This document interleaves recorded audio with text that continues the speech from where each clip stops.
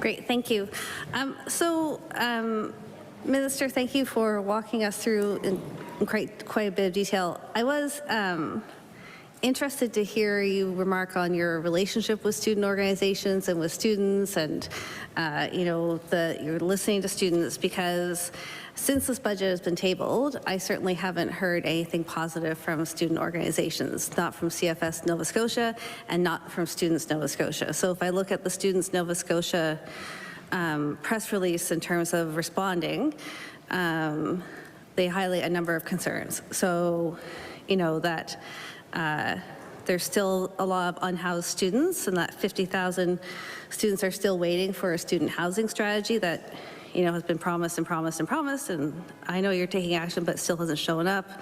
They're concerned about a 7.1% cut to the Nova Scotia Student Financial Assistance Program, and they're concerned about the tuition for Nova Scotia students is being held at 2%.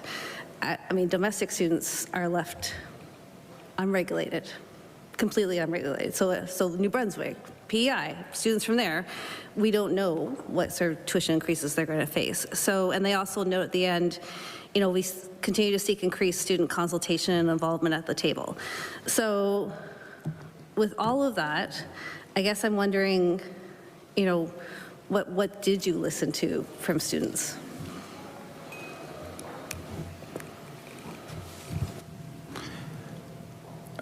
I recognize the Honourable Minister of Advanced Education. So certainly, listening to the students around affordability, for example. We're always looking for ways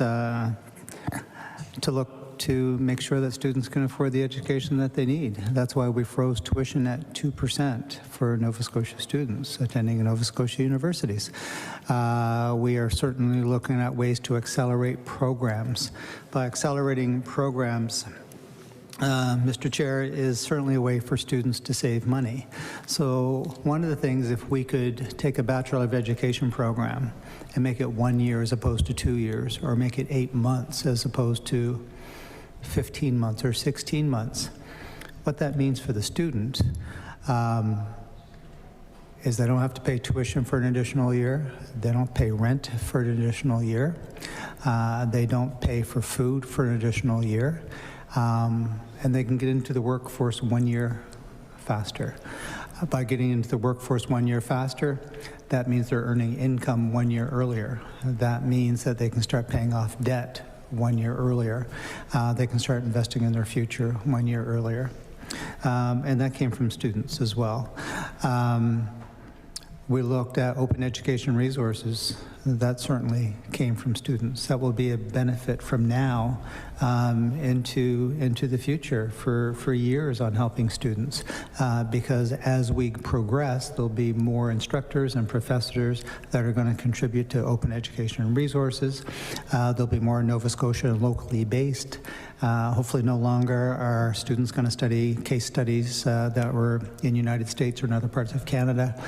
Not that they're not important for certain programs, but they're kind of off-the-shelf programs or resources that are being used.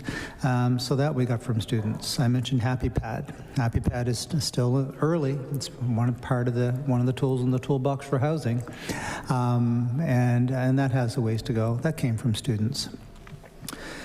I think students were quite excited to hear that we had an unprecedented announcements for student housing builds, 620 NSCC housing builds, which is unprecedented in communities right across the province. I don't think students are disappointed in seeing that. I don't think students are disappointed that we invested $5 million in the Tartan Downs project for student housing. It hasn't happened yet, but it's going. But $3 million into the Atlantic School of Theology project. I think that students will be excited about as well. But these projects aren't done yet. These are projects that we know we have an investment, but they're still being planned.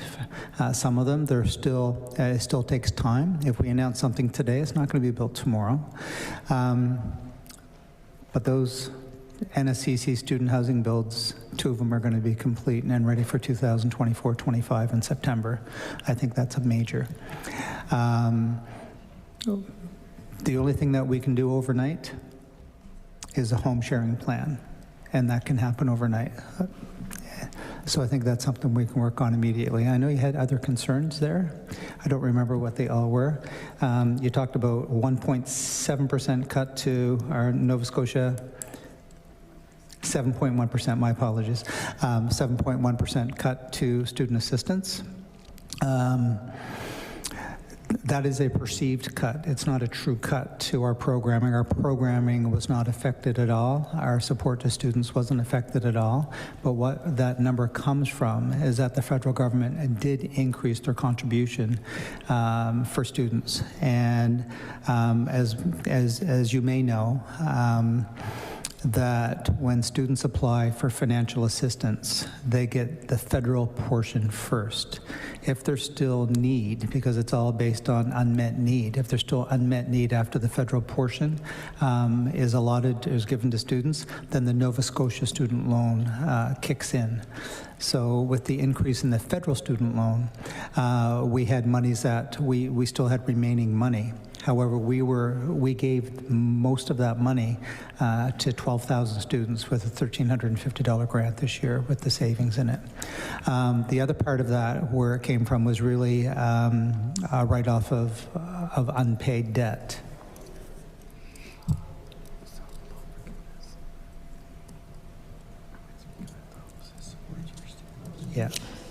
Yeah, so through our loan forgiveness plan, through our repayment assistance plan, and for our post-secondary accessibility services is where a lot of that money went as well. So there wasn't any reduction at all to students, Nova Scotia students, in programming or supports that we gave them. I recognize the Honourable